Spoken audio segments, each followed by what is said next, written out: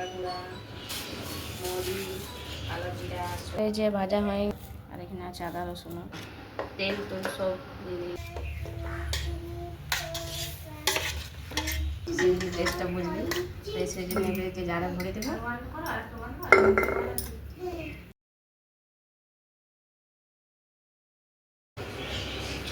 তো এই যে আজকে আমের আচার বানাবো, সেই জন্য আমকে শুকাই নিয়েছি, আর এখানে মশলাগুলো নিয়ে নিয়েছি আদা রসুন, লঙ্কা গুঁড়া, মরিচ, কালো জিরা, সরষা, জিরা, জোয়ান আর মেথি।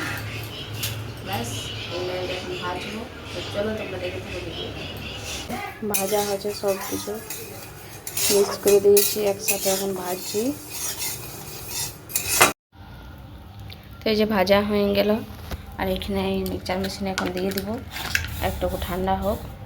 আর এই যে আদা রসুনও আছে, ওটাও পেস্ট করে দেবো একটুকু মিক্সচার মেশিনেই। তো এই যে এখন সব কিছু মাখা, সব মশলাপাতি দিয়ে দিবি, মাখা হয়ে গেল। এই যে দেখো তেল তো সব দিয়ে দিয়েছি। আর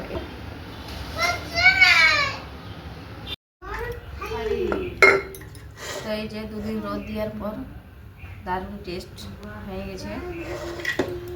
কোনো একটা খাইয়ে দেখেছি, সেই টেস্টটা বুঝবি। তাই সেই জন্য এগুলোকে জারে ভরে দেবো।